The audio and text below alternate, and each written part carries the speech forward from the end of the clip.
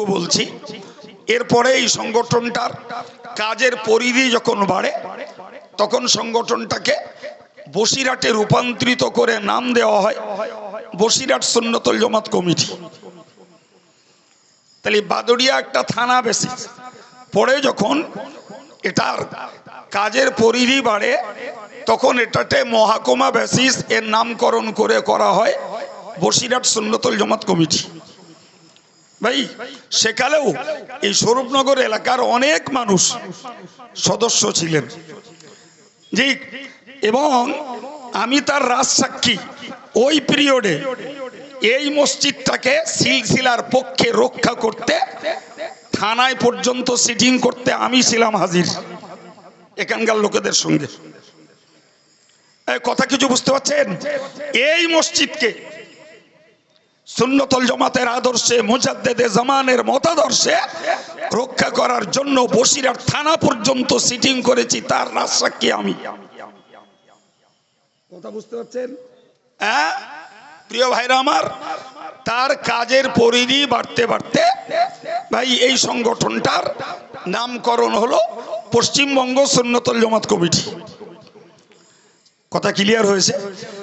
বিগত 2013 সাল থেকে এই সংগঠনটা রূপান্তরিত হয়েছে অল ইন্ডিয়া সুন্নতুল জামাত কমিটি। একটু সুবহানাল্লাহ বলা যাবে? তাহলে বলতে পারা যায় এই সংগঠন যখন থেকে স্টার্ট হয়েছে তখন থেকে ধীরে ধীরে ধীরে এর প্রচার বেড়েছে, প্রসার বেড়েছে, সেবা বেড়েছে এবং এর কার্যকারিতার সমর্থক বেড়েছে। কথা বলেন? যদি না বাড়তো তাহলে বাদুড়িয়া থেকে বসিরহাট, বসিরহাট থেকে পশ্চিমবঙ্গ, পশ্চিমবঙ্গ থেকে অল ইন্ডিয়া, ভাই এইভাবে এর শাখা প্রশাখা বাড়তো না এবং ভারতবর্ষের বিভিন্ন প্রভিন্সে এর সদস্য এবং এর মুখপত্র বঙ্গনুর পত্রিকা এসব জায়গায় পরিচালিত হতো না। কথা বুঝে আসছে?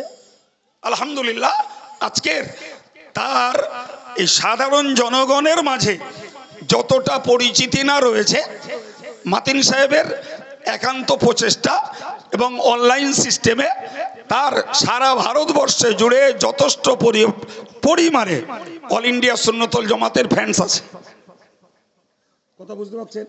হ্যাঁ প্রিয় ভাইরা আমার, আজকের সেই সংগঠনটার একান্ত প্রচেষ্টা, দেশবাসীর দোয়া দান এবং তাদের ফিজিক্যালি উপস্থিতি, দৈহিক উপস্থিতি, সার্বিক সহযোগিতার বিনিময়ে দেশে চলছে মডেল মাদ্রাসা জি, যেগুলো অ্যাকচুয়াল আমাদের পরিবারের শিশুদের জন্য একটা স্মার্টিং লাইফ, শিশুদের জন্য একদিকে মাতৃভাষা বাংলা, অপরদিকে সমকালীন বয়সের ইংরাজি, সেই সঙ্গে ইসলামিক নলেজ, কোরআনের তালিম, ইসলামী দোয়া কালাম এবং দৈনিক জীবনের সুন্নত, এসব বিষয়গুলিতে আমাদের ক্লাস 1 থেকে 4 পর্যন্ত বাচ্চাগুলি মডেলে যারা পড়ছে তারা যা স্মার্ট তৈরি হয়েছে, বিশ্বাস করুন বেয়াদবির ক্ষমা চেয়ে বাস্তবটা বলছি, 40 বছরের বুড়ো লোকের যদি সামনে দিয়ে এই মডেলের একটা ক্লাস 4-এর বাচ্চাকে যদি ডিবেটিং করতে দেওয়া হয়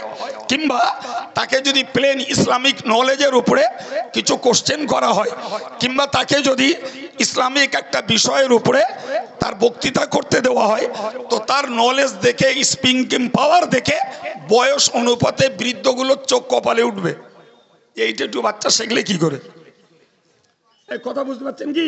এটা জাস্ট তাদের পিছনে তদারকি, পাহারাদারি, গাইডনেস এবং একটা সিস্টেমেটিক্যালি তাদেরকে প্রাথমিক জীবনটা গড়ে তোলার একটা বাস্তব প্রক্রিয়ার ভিত্তিতেই এই সুফল যারা চালাচ্ছেন তারা হাতে নাতে পাচ্ছেন। সুবহানাল্লাহ। ভাই আমাদের দেশে যত গ্রাম রয়েছে আজও 50% গ্রামে ইসলামের প্রাইমারি স্টেজের শিক্ষার জন্য কোরআনের তালিম দেওয়ার মক্তবটাও নাই। বিশ্বাস হয়? আর যে গ্রামগুলোতে মক্তব আছে সেগুলোর দায়িত্বে যারা, আমি সবাইকে বলছি না, তবে অধিকাংশ সার্ভে করে দেখতে পাচ্ছি সেখানে শুধু দায় সারা গোছের মক্তব চালানো হচ্ছে। এই কি শব্দ বলেছি বলেন? শব্দ বলে দায় সারা। জি, বাচ্চাগুলো সহি কোরআন পড়তে পারছে কিনা এ ব্যাপারে দায়িত্ববোধ অধিকাংশ ক্ষেত্রে নেই। তারা ইসলামটাকে কতটা কালচার করছে, তারা নবীর সুন্নতের উপরে কতটা প্রতিষ্ঠিত, তারা ইসলামী দোয়া কালামগুলোকে কতটা ব্যবহার করছে, এ ব্যাপারে ভাই সজাগ দৃষ্টি নেই। কিছু বাচ্চারা যাচ্ছে আর আসছে, আর সেখানের পঠন পাঠন ওই রকম দায় সারা চলছে। জি, মাতিন সাহেবের দূরদৃষ্টিতে এই কেরলের সিস্টেমেটিক্যালি শিশুদের জন্য এডুকেশনাল সিস্টেম, এই যে বাচ্চাদের শিক্ষা ব্যবস্থা আনা হলো, ভাই 4 পর্যন্ত পড়িয়ে দেখা গেল সারা পশ্চিমবঙ্গ জুড়ে আজ অবধি ইসলামী শিক্ষার আলোকে বাচ্চাদেরকে গড়ার মতো এমন কোন প্রক্রিয়া গোটা বাংলার কোন সংগঠন আজও বাস্তবে গ্রহণ করিনি। নারায়ে তাকবীর, নারায়ে তাকবীর। অল ইন্ডিয়া সুন্নাত ওয়াল জামাত মুফতি সাহেব। সম্মানিত ভাইরা আমার, আমি যে কথাগুলো বলছি, কারোর যদি ক্ষমতা থাকে একটা কথা আমার সম্মুখে বসে ভুল প্রমাণ করাবে, অপরাধ স্বীকার করব, কথা উইথড্র করব। এই কথা বুঝতে পারছেন? কথা উইথড্র করব, কিন্তু চার দোকানে বসে আর নিজের কেন্দ্রবিন্দুতে বসে সমালোচনা করবা, ভাই তোমার জাহান্নাম তুমি খুঁড়ছো, অন্য কারোর কিচ্ছু হচ্ছে না বাপ। এই কথা বুঝতে পারেননি? তোমার জাহান্নাম তুমি খুঁড়ছো, তোমার কুয়া তুমি খুঁড়ছো। জি ভাই, আমরা বাস্তবে দেখতে পাচ্ছি কাজ করার লোকের অভাব, সমালোচনা করার লোক বেশি। কাজ করার লোকের অভাব, পিছনে টানবার লোকের অভাব নাই। ভাই কাজ করার লোকের অভাব, মিথ্যা ছাপ দেওয়ার লোকের অভাব নাই। কথা বুঝতে পারছেন না? হ্যাঁ ভাই, কাজ করার লোকের অভাব, গাল দেওয়ার লোকের অভাব নাই। জি প্রিয় ভাই আমার, আমরা যখন এই বাচ্চাদেরকে ইসলামিক প্রাইমারি স্টেজের শিক্ষাগুলো তাদের দিয়ে তাদের চোখ ফোটাতে চেষ্টা করলাম, ভাই পাল্টা আর একটা ছাপ মারা হলো, এরা শাফি মজাবের চ্যাম্পিয়ন করে গেলানো হলো। যারা এ ব্যাপারে পড়িনি, শুনিনি, জানে না তাদেরকে। আচ্ছা বলুন তো ভাই, ক্লাস 4 পর্যন্ত যে বাচ্চাগুলো পড়ছে, এদের শাফি মজাব কোনটা, হানাফি মজাব কোনটা, এ বুঝবার মতো পার্শ্বদের হয়েছে? হ্যাঁ না বলেন, একটু জোরে বলেন। বুঝবার মতো পার্শ্বদের নেই। আমি যখন ক্লাস 4 পর্যন্ত এই মডেলিং মাদ্রাসাটাকে পারমিট করি, জি মাতিন সাহেব ফর্মুলাটাকে ফলদায়ক হবে ভেবে আনে, কিন্তু মাতিন সাহেবের সাহসে গোলায়নি যে আমার উইদাউট কনসেন্টে যে প্রতিষ্ঠানটাকে চালু করবে। ফলে কেরল থেকে টোটাল 4টে ক্লাসের বইয়ের সিলেবাস আমাকে দেয়া হয়। আমি টোটাল 4টে ক্লাসের বই পড়ি। 4টে ক্লাসের বই পড়ে আমি দেখলাম সম্পূর্ণ সেটা শিক্ষামূলক, জ্ঞানমূলক এবং ছাত্রদের সজাগ তৈরি করার, চতুর তৈরি করার, ইসলামী এডুকেশনের উপরে তাদেরকে চোখ খুলে দেওয়ার সত্যি সত্যি উপযুক্ত পঠন পাঠন ব্যবস্থাপনা। সুবহানাল্লাহ। তখন আমি এটাকে অনুমোদন করি। আমার আব্বাও তখন হায়াতে, আলহামদুলিল্লাহ চালু হলো শিক্ষা ব্যবস্থা। জি আচ্ছা, কেরলের লোক অধিকাংশ সাফি, কেরলের লোক অধিকাংশ সাফি। এর রহস্য বুঝুন, অন্যমনস্ক হবেন না। আমি বলো কোরআনের আয়াত পড়েছি একরকম, জি, কিন্তু আজকে যে সুন্নতুল জামাত সংগঠনের পক্ষে এখানে একটা কার্যকর অফিস তৈরি হয়েছে, তাহলে আজকের প্রথম আলোচ্য বিষয় সেটাই। ফলে আমি সেটাকে নিয়ে শুরু করেছি। ভাই খুব সহজ কথায় বুঝুন, ভাই কেরল আম্মান সাগরের গায়ের একটি দেশ, ওপারটায় আম্মান, আরব। তো ব্যবসা সূত্রে আরবিয়ানরা প্রচুর পরিমাণে কেরলে আসতো। কথা শুনতে পাচ্ছেন? আর কেরলের মানুষ ব্যবসা সূত্রে আরবে যেত। ফলে কেরলের মানুষদের সঙ্গে মানে বিজনেস লেভেলে আরবিয়ানদের সঙ্গে যথেষ্ট পরিচিতি। অথচ কেরলের মূল ভাষা মালয়ালম ভাষা। এই কথা বুঝতে পারছেন? তাদের মূল ভাষা মালয়ালম ভাষা, কিন্তু আরবিয়ানদের সঙ্গে আনাগোনায় ব্যবসা ভিত্তিক, এদের কাছেও আরবিটা হয়ে গেল প্রচলিতভাবে নরম, জি, আর ওদের সঙ্গে এদের টাইপটা হলো ভালো। এবার বুঝুন রহস্যটা। হযরত ইমাম শাফি রহমাতুল্লাহ আলাইহির জন্ম মক্কায়, এই কথা শুনতে পাচ্ছেন? ইমাম আজম আবু হানিফা রহমাতুল্লাহ আলাইহির জন্ম কুফায়। সুতরাং কুফার মানুষ স্বাভাবিকভাবে বেশি হানাফি মযহাবের, আর যেহেতু ইমাম শাফি রহমাতুল্লাহ আলাইহির জন্ম মক্কাতে, তো স্বাভাবিকভাবেই মক্কার যারা রেসিডেন্স, মক্কার যারা বাসিন্দা, তারা ইমাম শাফির কাছ থেকেই শাফি মাসলাকটাই তারা বেশি করে আমলে কাজে লাগায়। কেসটা বোঝা গেছে? হ্যাঁ, এখন ওই আরবিয়ানরা যখন কেরলে এলো, আর কেরলে যখন আরবে গেল, তাহলে স্বাভাবিকভাবে ওই মক্কা শরীফে ইমাম শাফির মসলাকের প্রভাব পড়লো কেরলের মানুষদের উপর। কেসটা পাওয়া যাচ্ছে? কেরলের মানুষদের উপর ওই প্রভাবটা পড়লো, ফলে এই মানুষগুলো নরমালে হলো শাফি। কেসটা বোঝা গেছে?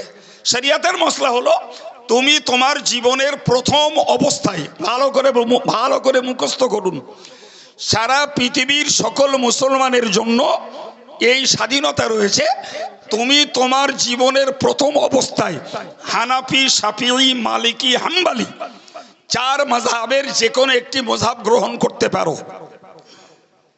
মাথায় ঢুকিনি? মাথায় ঢুকিনি?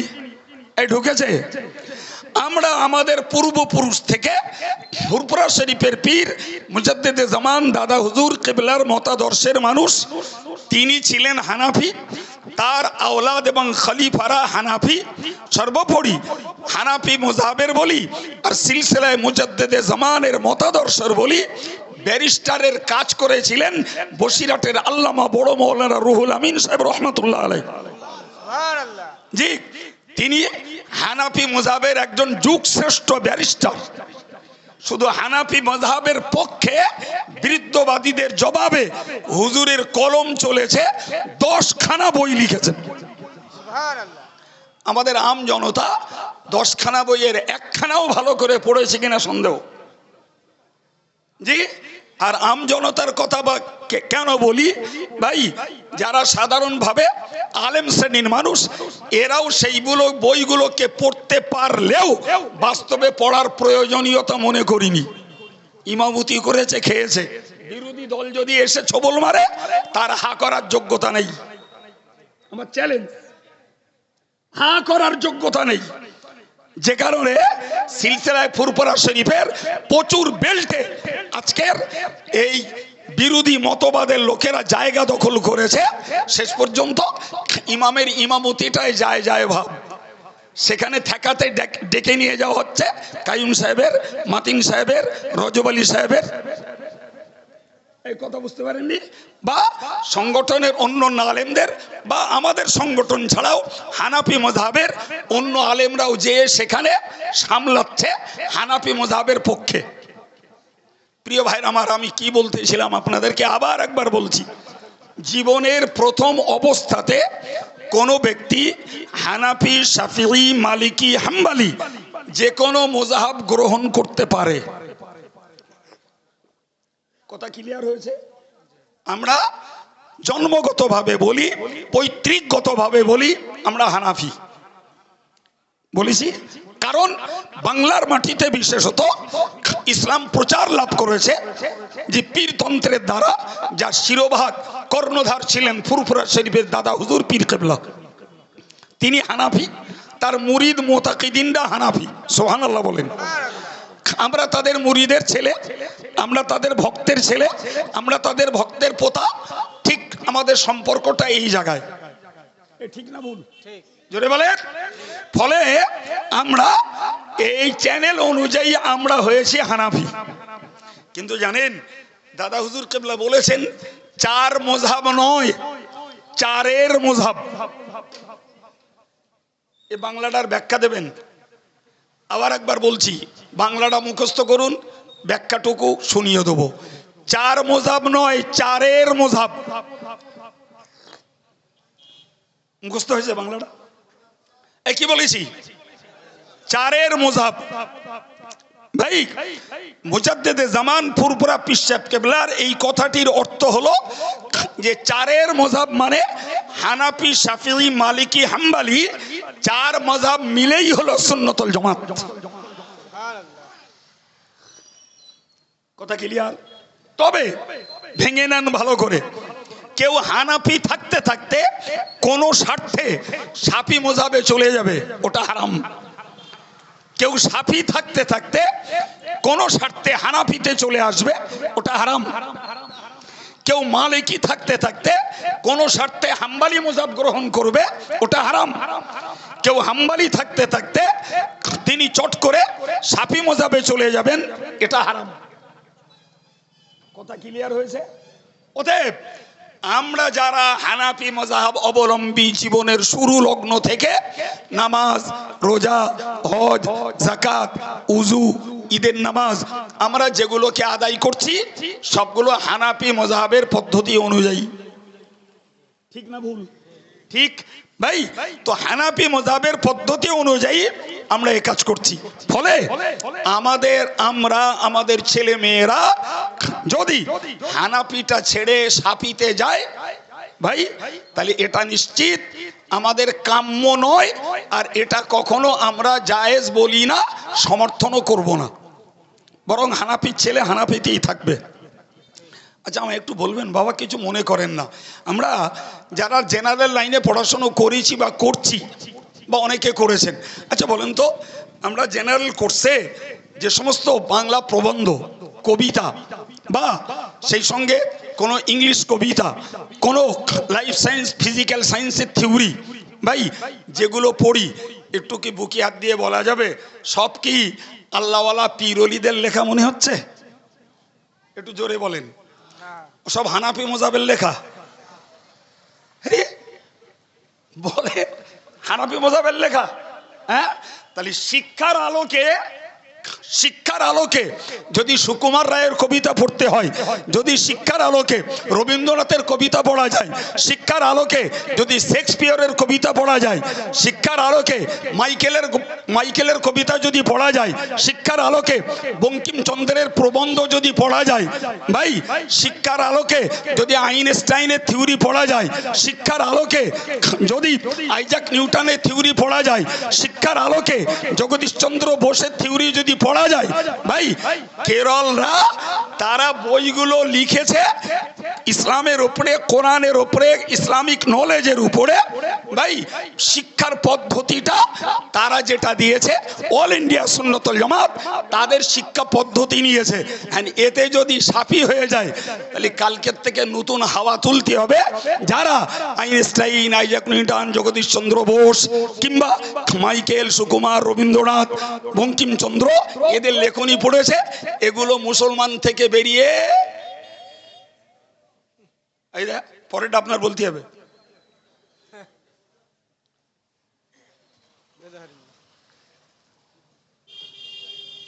ভাই এরা মুসলমান থেকে বেরিয়ে কোথাও যাবে? চিল্লে বলতে কষ্ট হচ্ছে, আমি তো মাইকে বলছি, আমার ভয়ও নেই, ডরও নেই, আর সমালোচকদের ধিক্কার, লজ্জা ওসব কিচ্ছু লাগে না, ওসব কানে ঢোকেও না। যারা আমার নামে গাল দেয়, সমালোচনা করে, মিথ্যা প্রচার করে, শুধু আমি দোয়া করি, বলি আল্লাহ এর অন্তত জাহান্নামের তে বাঁচতি তৌফিক দাও। কেন দেখতে তো পাচ্ছি সোজাসুজি জাহান্নামে যাচ্ছে, ওছাড়া আর কিছু বলি না ভাই আমার। তাহলে এই যত আমরা নন মুসলিমদের যে সমস্ত প্রবন্ধ, কবিতা, লেখনী যা কিছু আমরা পড়ছি, আমাদের ছেলেরা মেয়েরা পড়ছে, নিশ্চিত এরা ইসলাম থেকে বেরিয়ে অন্য কোন ধর্মে এরা যাচ্ছে না। বাপ যাচ্ছে কি? জোরে বলেন, যাচ্ছে? তাহলে আমরা যদি শিশুদের জন্য ভাই কেরলের এডুকেশনাল সিস্টেমটাকে যদি কাজে লাগিয়ে বাঙালি মুসলমানদের মাঝে যদি বাচ্চাগুলোর ভিতরে একটি সজাগ, জাগ্রত ইসলামী শিক্ষায় তাদেরকে উন্নত করতে পারি, তাহলে এতে যে নিঃসন্দেহে 0% দোষ নাই। 1% 0% দোষ আছে। হ্যাঁ, কিন্তু জানেন তো, যা একদল কাজ করে আর একদল বসে থাকে। এখন দেখছে আমিও যে জাতের, এরাও সেই জাতের। এরা কাজ করছে, জনগণ এদের সঙ্গে যাচ্ছে। এরা কাজ করছে, লোকে এদের টাকা দিচ্ছে। এরা কাজ করছে, লোকে এদের জিন্দাবাদ দিচ্ছে। এরা কাজ করছে, লোকে এদেরকে বিপুল পরিমাণে সমর্থন করছে। আর আমরা তো কাজ না করে কুড়িমি করে শুধু নেওয়ার তালে আসি, দেব তো না। জি, এখন যদি এদের ব্যাপারে আমরা যদি বিরোধী হাওয়া না তুলি, তাহলে আমাদেরও তো সমাজে টেকতে হবে, আমাদেরও তো সমাজে থাকতে হবে। তা কি করা যাবে বলো? ওরা শাফি মজাবের। এই বুঝতে পারেননি কথা? হ্যাঁ, ওরা শাফি মজাবের, দুম করে বলে দেওয়া হলো। ভাই, যারা বিশ্বাস করেছে তারা তাদের বাচ্চাদেরকে উন্নতির পথ আটকে ফেলেছে। কাজটা ভালো হচ্ছে। আর যারা বাস্তব ফিল্ডে নেমে দেখেছে যে শাফি মযহাবের এখানে কিছু নাই, বরং এটা একটা শিক্ষা ব্যবস্থা, শিক্ষা পদ্ধতি, এই পদ্ধতিতে বাচ্চাগুলো অনেক চতুর চালাক এবং অনেক তারা সচেতন তৈরি হচ্ছে, আলহামদুলিল্লাহ। আচ্ছা, আপনারা এই মডেলের বাচ্চাদের এই যে তরঙ্গ হয়, ওরা তরঙ্গ নাম দিয়ে করে, কোনোদিন দেখেছেন? বুঝতে পারিনি বোধহয় ব্যাপারটা। তো ওরম যে বলতেছেন মনে হচ্ছে যেন চুলোর গোড়ায় বসে বলতে। একটু মদ্দা মানুষের মতো বলেন, দেখেছেন? হ্যাঁ, আচ্ছা, ওই বাচ্চাগুলো বোকা না চালাক কি মনে হয়? আচ্ছা, ওরা 4 পর্যন্ত পড়ে কিছু শিখেছে মনে হয়? হ্যাঁ, আচ্ছা, ওরা যেটা শিখেছে বাচ্চাগুলো, ওই শিক্ষাটা কি আপনার মনে হয়েছে যে এরা হানাফি মযহাবের বিরুদ্ধে, এরা দাদা হুজুরের সিলসিলার বিরুদ্ধে, এরা ইসলামী এডুকেশন বাদ দিয়ে এরা নন ইসলামিক জি কোনো এডুকেশন, কোনো শিক্ষা, অমুসলিমি শিক্ষা শিখছে বলে মনে হচ্ছে? হ্যাঁ ভাইরা আমার, আমি একটা কথা বলতে যে বেশ কয়েক মিনিট সময় নিয়ে ফেললাম। জি, নিয়ে ফেললাম কেবলমাত্র ওই মিথ্যা অপপ্রচারের জবাবটা আপনাদেরকে বুঝিয়ে দেওয়ার জন্য। ভাই, অল ইন্ডিয়া সুন্নতুল জামাত আজ অবধি দীর্ঘ 24 বছর হলো জি দাদা হুজুরের নাম হেডলাইনে দিয়ে বঙ্গনুর পত্রিকা চালিয়ে আসছে। জি, আজকের এরা মেয়েদের মাদ্রাসা চালাচ্ছে। আমার মাঝে মাঝে শুনলে মনে হয় যে আল্লাহ জানে এদের চেলায় টেলায় কামড়ায় আর মাঝে মাঝে মাথা গরম হয়ে যায়। জি, আচ্ছা, যারা এই সংগঠনে যখন ছিল তখন মেয়েদের মাদ্রাসার পিছনে তারা সেবা দেশে কালেকশন করেছে, মেয়েদের মাদ্রাসায় ওয়াজ নসিহত করেছে, তখন এটা ভালো ছিল। যেই সংগঠন থেকে বাইরে বেরিয়ে গেছে তখন মেয়েদের মাদ্রাসা হারাম হয়ে গেছে। কি কিরকম কথা? আচ্ছা, যদি সত্যি মেয়েদের মাদ্রাসা চালানো হারামই হয়, তাহলে তো এই যখন তুমি সংগঠনের কাজ করছিলে তা তখনই তো বললো হতো, হুজুর এই সংগঠনের কাজ করছেন তো ওই মেয়েদের মাদ্রাসা এটা করা বলো হারাম হচ্ছে, জায়েজ না। এখন যদি বলে যে তখন জানিনি কো, তখন ছেলে মানুষ ছিলাম, তখন নলে দুধ খাতুম, এখন ডাগর মতন হয়েছে তাই বুঝতে পেরিস। আচ্ছা, যাক ভালো, তা ডাগর মতন হয়ে বুঝতে পেরেছো যে মাতিন সাহেবের দায়িত্বে কি কাইম সাহেবের দায়িত্বে দেশে ধরুন 15টা মেয়েদের মাদ্রাসা চলছে, এ কটা হারাম। আর তোমরা যেটা চালাচ্ছ কথার কথা, আর যেখানে দাওয়াত নিচ্ছ যাচ্ছ, ওটা কি করে জায়েজ হচ্ছে? জি ভাই, নাম বলবো না, একজন মৌলানা সাহেব, সে ফতোয়া দেশে বাপ মরে গেলি কলমাখানি করা আর মানুষকে খাদ্য দেওয়া হারাম।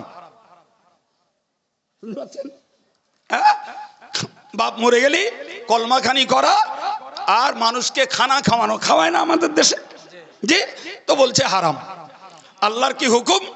এই ফতোয়া দেওয়ার 2-3 মাসের মধ্যে ওর বাপ মরে যায়। 2-3 মাসের মধ্যে বাপ মারা গেছে, এক বড় গরু এনে খানা করে খাইয়ে দিলে। আমি কিচ্ছু বলিনি, শুধু ডেকে বলুন, হ্যাঁ রে, লোকের বাপ মরে গেলি খানা হারাম হয়, তোর বাপ মরে গিয়ে যায় যায়। তা একটা কথা বলেন, আর আমার কথা বুঝতে পারছেন না? জি, সংগঠন থেকে মেয়েদের মাদ্রাসা চালালি ওটা হারাম, ওটা দাদা হুজুরের সিলসিলার বাইরে। জি, আর নিজেরা যদি চালাই আর নিজেরা দাওয়াত নিয়ে সেখানে যেয়ে বক্তৃতা করি, তার বেলা সেটা জায়েজ হয়। ভাই এরকম সুবিধাবাদী ফতোয়া ইসলামে চলে না ভাই, ওই অপড়ুয়া মানুষদের কাছে চলে, অপড়ুয়া মানুষদের কাছে চলে, অন্যদের কাছে নয় বাবা। আমার বক্তব্য, আজকের অল ইন্ডিয়া সুন্নতুল জামাতের প্রচেষ্টা এক রাশি লোকের গাল সমালোচনা, মিথ্যা পর্যালোচনা, মিথ্যা ছাপ, মিথ্যা বদনামের পরেও ভাই এই মডেল মাদ্রাসা, মেয়েদের মাদ্রাসা, ছেলেদের হাফিজি মাদ্রাসা, মৌলানা বিভাগীয় মাদ্রাসা যেগুলো চলছে, টোটাল হিসাব করলে দেখা যাবে কম বেশি সারা বছরে অল ইন্ডিয়া সুন্নতুল জামাত মানুষদের হাতে, এই কর্মকর্তাদের হাতে মানুষেরা কম বেশি 15 কোটি টাকা দেয়। সুবহানাল্লাহ। কত বলেছি? 15 কোটি টাকা। লোকের টাকা আয় করতে হয় না? না, লোকের টাকা আয় করতে কষ্ট হয় না? লোকের গা মুখ দেখে দেখে দেয়, কথা বলেন না? এক রাশ লোকেদের গাল সমালোচনার পরে 15 কোটি টাকা এই দেশের জনগণ এই শিক্ষা ব্যবস্থাগুলো জিন্দা রাখার জন্য আজ অবধি তারা দিয়ে আসছে। বলুন আলহামদুলিল্লাহ। আলহামদুলিল্লাহ। আর একটু জোরে বলেন আলহামদুলিল্লাহ।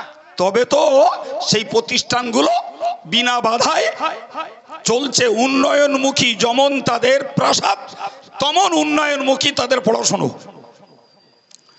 লোক কি দেখে দিচ্ছে বাপ? এদের টাকা আয় করতে হয় না নাকি আমরা সব জ্ঞান করে রেখেছি?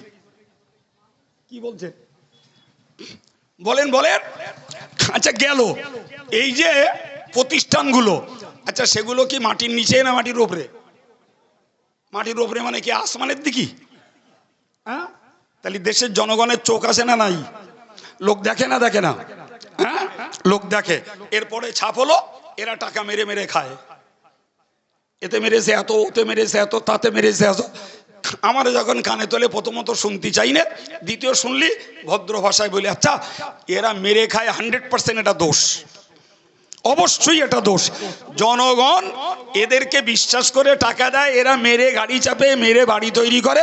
ভাই আল্লাহর রাস্তে তোরা তো বাবা মারা লোক না, তোরা তো সাধু, তা তোরা না মেরে দাদা হুজুরির মতাদর্শে হানাফি মজাবের পক্ষে এরম প্রতিষ্ঠান 20টা 30টা চালা দিন। আমার কথাটা ভুল? জোরে বলেন ভুল? হ্যাঁ, তাহলে আমি খাবো না, লোকের খেতে দেবো না। এই নীতিটা খুব ভালো ভালো। সম্মানিত ভাইরা আমার, অল ইন্ডিয়া সুন্নতুল জামাতের এই সংগঠন ভাই এর আগে বস্ত্র বিতরণ, চক্ষু চিকিৎসা একাধিকবার করেছে, গণবিবাহ কয়েকবার করেছে না করিনি? জোরে বলেন। আজকে স্বরূপনগর বাজারে আলহামদুলিল্লাহ অল ইন্ডিয়া সুন্নতুল জামাতের একটা কার্যকর অফিস তৈরি হয়েছে। সেখানে মার্কেটে যারা দৈনন্দিন ওঠে সংগঠনের কর্মী ছেলেরা, তারা পড়বে, তারা বসবে, সেখানে কিছু জ্ঞান চর্চা করবে এবং দরিদ্রদের মাঝে কিছু সেবামূলক কাজ করবে। ভাই এই সেবামূলক কাজ করতে কোনো সংগঠনের বাধা আছে? হ্যাঁ না বলেন? হ্যাঁ, তাহলে যদি অল ইন্ডিয়া সুন্নতুল জামাতের পক্ষে সংগঠনের হয়ে কোনো ছেলে সে যদি জায়গা দেয় আর সেখানে বসে যদি কেউ পড়াপড়ি করে, সেখানে জ্ঞান চর্চা করে, সেখানে যদি ইসলামটাকে নিয়ে, সিলসিলাকে নিয়ে, মাযহাবকে নিয়ে তারা যদি কিছু চর্চা করে জ্ঞান বাড়ায়, সেখানকার মানুষদের পরিকল্পনা আর স্থানীয় ভাইদের আর্থিক সহযোগিতায় যদি গরিবদের মাঝে শীতবস্ত্র বিতরণ হয়, তাদের মাঝে যদি ইফতারি বিতরণ হয়, তাদের মাঝে ঈদের সময় যদি কিছু বস্ত্র বিতরণ হয়, তাহলে হিংসা করে লাভ নেই। তো তুমি প্যারালাল আর একটা করো বাবা, আরো কিছু গরিব উপকার পাক। প্রচুর মানুষ চিকিৎসার পয়সার অভাবে চিকিৎসা করতে পারে না, চিকিৎসার দায়ে প্রচুর মানুষ দিনদার হয়ে বসে আছে। অল ইন্ডিয়া সুন্নতুল জামাতের সদস্যদের ব্লাড গ্রুপ নেওয়া হয়। ব্লাড গ্রুপের মূল্যায়নে একটা ছেলে হসপিটালে আছে, তার ব্লাড দরকার, ব্লাড ব্যাংকে তার ব্লাড মিলছে না, সংগঠনের কোন সদস্যের ওই পজিটিভ ব্লাড আছে তার ডেকে বলা হয় যে অমুক আমাদের একজন সদস্য হসপিটালে ট্রিটমেন্টের আন্ডারে, তুমি যাও ব্লাড দিয়ে এসো, তার চিকিৎসা করতে হবে। শুকরিয়া আল্লাহর দরবারে এরকম যুবক প্রচুর রয়েছে, তারা স্বেচ্ছায় যে সংগঠনের আরেকজন কর্মী ভাইয়ের ব্লাড দিয়ে আসে। জানেন আপনারা? হ্যাঁ, রেকর্ড নিলে অফিসে গেলে জানা যাবে, তাদের রেকর্ড আছে, কারা কোথায়, দুজনের হোক, পাঁচজনের হোক, একজনের হোক ব্লাড দিচ্ছে জানা যাবে। আমার বক্তব্য, তাহলে এগুলো জনসেবামূলক কাজ। কি কাজ বাবা? জি ভাই, তো এই কাজগুলো সংগঠন করে আসছে। সর্বোপরি মনে রাখার দরকার যে অল ইন্ডিয়া সুন্নতুল জামাত মুজাদ্দিদে জামানের সিলসিলার ধারক রক্ষক হিসাবে প্রচুর খেদমত করেছে, প্রচুর। আজকের দেশের এমন প্রচুর জায়গা আছে যেখানে ভাই সিলসিলার পক্ষে গাড়ির চাকা ঘুরতো না, যদি এদেশের পরলোকগত কয়েকজন আলেম তার নাম করতে হয়, মৌলানা ইলম বক্স সাহেব হুজুর, মরহুম মৌলানা আবুল হোসেন সাহেব হুজুর, আমার আব্বাজান, এদের মতো মানুষগুলো যদি সেদিন লড়াই না করতো, আর তাদের সূত্র ধরে আমার মতন বা আমার মতো সমবয়সী আরো দু চারটে আলেম যদি সেদিন সিলসিলার পক্ষে ঝাঁপিয়ে না পড়তাম, তাহলে প্রচুর জায়গায় সিলসিলার লোকেদের গাড়ির চাকা ঘোরা বন্ধ হয়ে যেত। একটু ন্যাস তুলে দেখানোর দরকার। জি, না শুকরি হওয়া, বিশ্বাসঘাতকতা করা ঠিক নয়। জি, বিশ্বাসঘাতকতা করা ঠিক নয়, ওটা চরম ধরনের দোষ। সম্মানিত ভাইরা আমার, আমি আপনাকে বলবো, তাহলে অল ইন্ডিয়া সুন্নতুল জামাত বাস্তবমুখী এই কাজগুলো করছে, আজও বন্ধ নাই। তবে সম্প্রতিকালে গণবিবাহটাও অনেকদিন হয়নি, চক্ষু চিকিৎসা বোধহয় 2 বছর আগেও হয়েছে। জি, এখন বেশি পরিমাণে শিক্ষার পিছনে ছোটা হচ্ছে, কিন্তু ওই যে ছাপ, এরা মেরে খাচ্ছে, এরা মেরে খাচ্ছে। আমি বলি ঝগড়া করে লাভ নেই, বিতর্ক করে লাভ নেই বাবা, আমরা মেরে খাচ্ছি, তোরা খাস না বাবা, তোরা মেরে না খেয়ে দুটো করে দে, জনগণের আরো কিছু উপকার হোক। হ্যাঁ, এরা বসিরহাট এলাকা করছে, এদের আনাচি কানাচির লোক চেনে, এদের 52 জেলার লোক চেনে না, তো 52 জেলা প্রচুর পড়ে আছে, সেখানে জানা বাপ সিলসিলার কিছু কাজ কর, সেখানে কিছু মাযহাবের কাজ কর। ভুল বলছি? কথা বলছেন না কেন? ভুল বলছি? হ্যাঁ ভাই, আমার বক্তব্য, আমি এই শুরুতেই আজকের এখানে সংগঠনের পক্ষে অফিস তৈরি হয়েছে, আগামী দিনে তার বাস্তব ভিত্তিক কার্যকর হোক, আপনাদের কাছে আমার একান্ত অনুরোধ, একান্ত অনুরোধ। কথায় বলে কাজের লোক কাছের লোক, কি বলেছি বাংলাটা? কাজের লোক কাছের লোক।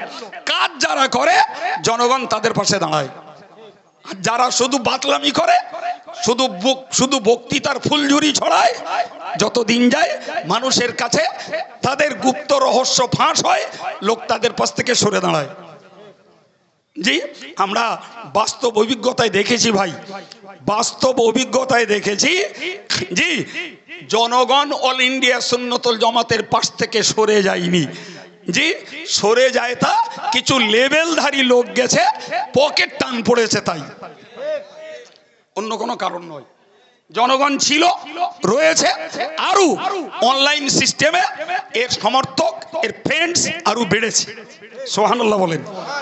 জি, কিন্তু যাদের আপন চিন্তা, আত্মকেন্দ্রিক চিন্তা এবং যাদের রয়েছে পয়সার চিন্তা, তারা দেখেছে এতে থাকলে যা দেবে মুঠো বেঁধে নিয়ে চলে আসতে হবে, আর অন্য জায়গায় গেলে অন কন্ট্যাক্ট, এত চাই, না দিলে যাব না। জি, সুতরাং এখানে থাকলে পকেট ঢুনঢুন করার ভয় আছে, অন্য জায়গায় গেলে পকেটটা ভরে থাকবে।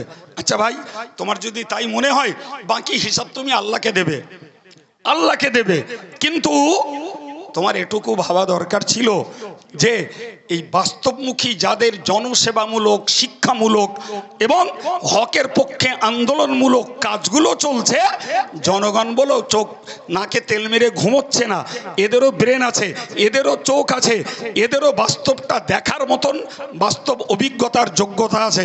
সুতরাং তুমি শুধু বাতলিং দিয়ে সরিয়ে নিতে পারবে না, সরিয়ে নেওয়া যাবে না বাবা। জি, আমি স্বরূপনগর বাজারিস্থ পার্শ্বস্থ গ্রামের আজকে যারা এখানে জুটেছেন, আমি তাদের কাছে আন্তরিকভাবে অনুরোধ করব যে অল ইন্ডিয়া সুন্নতুল জামাতের সদস্য হয়ে থাকুন, বঙ্গনুর পত্রিকা পড়ুন, এদের কাজগুলোকে আপনি কখনো দৈহিকভাবে উপস্থিত হয়ে, কখনো দুটো পয়সা দিয়ে, কখনো একটা কথা দিয়ে সহযোগিতায় থাকুন। সহযোগিতা থাকুন। মনে রাখুন রসুল বলেছেন আল্লাহু ফি আউনিল আবদি মা কানাল আবদু ফি আউনি আখি। আল্লাহ পাক বললেন আল্লাহ ওই বান্দাকে সাহায্য করে। কোন বান্দাকে? যে বান্দা তার আর একজন ভাইকে সাহায্য করে। আর একটু জোরে বলেন।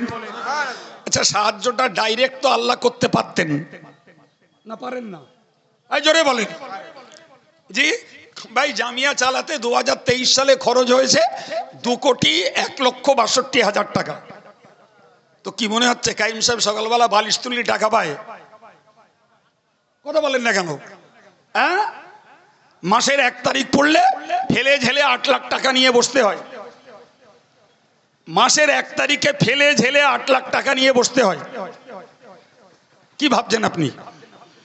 জি, তো টাকা কি বালিশি ফেরেশতারা সকাল দিয়ে যায়? সকালবেলা কাইম সাহেব বালিশ তুললি পেয়ে যায়?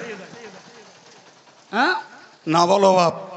তাহলে তার জন্য নিষ্কলুষ মেহনত দিতে হয়। তার জন্য আল্লাহর বান্দাদের দিলকে আল্লাহ নরম করে দেয়। সেই দিলের ফল বাস্তবে প্রকাশ পায় মানুষের উদার হস্তের দানের বিনিময়। আমার আল্লাহ কি, রসুল কি বলেছেন? আল্লাহু ফি আউনিল আবদ, আল্লাহ বান্দার সাহায্যে থাকেন। মা কানাল আবদু ফি আউনি আখি, বান্দা যতক্ষণ তার ভাইয়ের সাহায্যে থাকে। আপনি বলেন আজকের এই কম্বল কিনেছে এখানকার সংগঠনের ছেলেরা, ভাই এটা কি বান্দাদের সাহায্য নয়? আল্লাহ তৌফিক দিলে ফিউচারে হয়তো রমজান মাসে এরা ইফতার দেবে, এটা কি বান্দার সাহায্য নয়? কিছু দরিদ্র দুস্থদের মাঝে বস্ত্র বিতরণ করবে, এটা কি বান্দাদের সাহায্য নয়? হ্যাঁ না বলেন। এরা যদি একটা চক্ষু চিকিৎসা শিবির খোলে, এখানে সেখানে ফ্রি মেডিকেল ক্যাম্প তৈরি করে যদি আই ডিপার্টমেন্টের ডাক্তার এনে যদি চিকিৎসা দেয়, তাহলে সেটা কি জনসেবা নয়? কথা বলেন।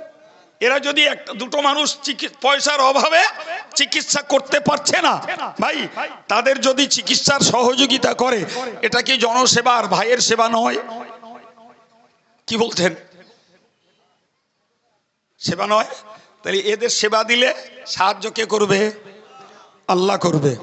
ভাই আমি একবারও আদার্স কোন সংগঠনকে হেয় করতে চাই না, কাউকে আমি ছোট করতে চাই না। কাজ এলাকা বেসিস, বিভিন্ন সংগঠনের ছেলেদের বিভিন্ন সংগঠনের প্রজেক্টে বিভিন্ন মানুষ বিভিন্ন মুখী সহযোগিতা পেতে পারে। এই পারে না? পারে না? হ্যাঁ না বলেন।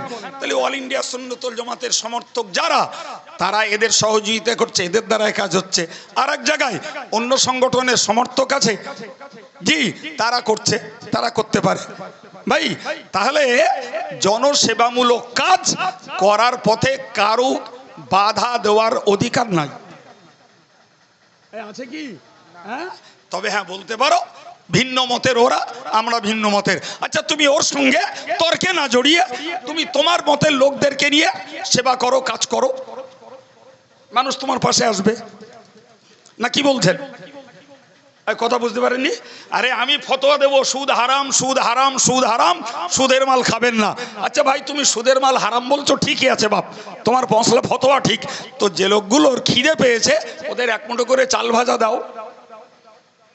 সুদের মালে মাছ, গোস্ত, বিরিয়ানি, কোপ্তা, কালিয়া কিচ্ছু দিতে হবে না। তুমি 1 মুঠো চাল ভাজা দিয়ে বলো যে তুই এই হালাল চাল ভাজাটা খেয়ে তোর ক্ষুধাটা নিবারণ কর, হারামের ইলিশ আর বিরিয়ানি আর কোপ্তা কালিয়া আর ফ্রাইড রাইস খাস না। তবে তো লোকে তোমার কথা নেবে। কথা বলছেন না কেন? হ্যাঁ, আমি 1 মুঠো চাল ভাজা মুড়ি ভাজা খেতে দেবো না, শুধু সুদের মাল হারাম বলে ফতোয়া দেবো। কদিন নেবে লোকে তোমার ফতোয়া? কথা বলে না? তার তো ক্ষুধাটা নিবারণ করার দরকার, তার তো অভাবটা পূরণ হওয়ার দরকার, না কি বলছেন? ভাই আজকের শুধু এই ফতোয়াবাজি করে করে যে বাংলা ছিল মুজাদ্দেদে জামানের সাজানো ইসলাম এবং সিলসিলায়ে মুজাদ্দেদে জামানের একটি বাগান, সে বাগানে আজকের প্রচুর পরিমাণে লোক ভিন্ন মত, ভিন্ন আদর্শ, ভিন্ন কার্যকলাপ নিয়ে ঢুকছে। এই হ্যাঁ না বলেন, জোরে বলেন।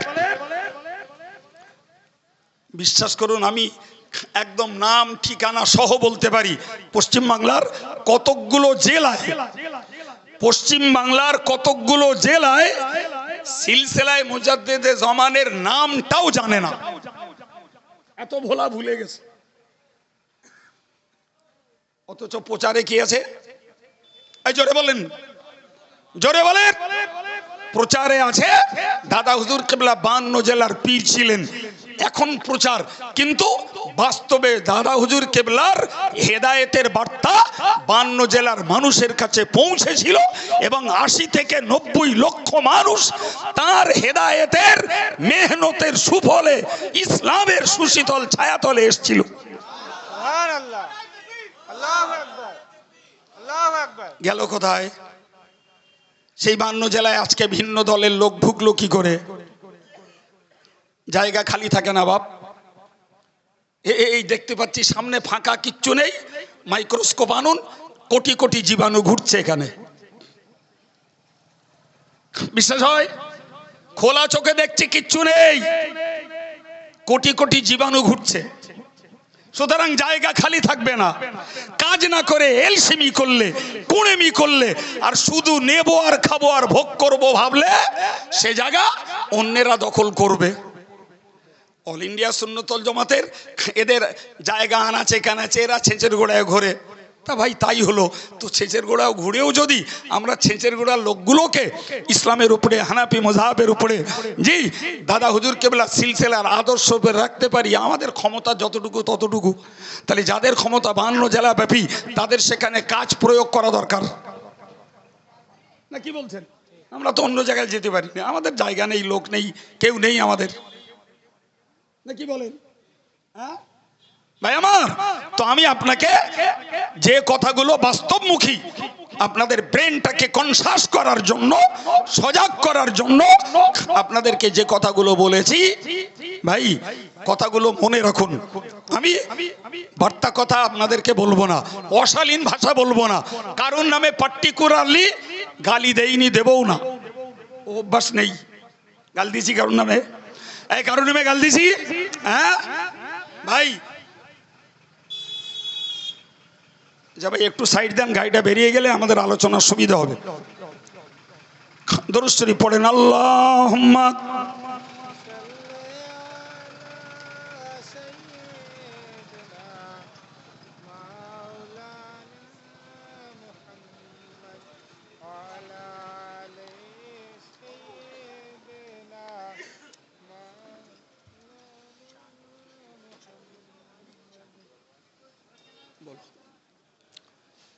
সম্মানিত ভাইরা আমার, বসে যান, বসে যান।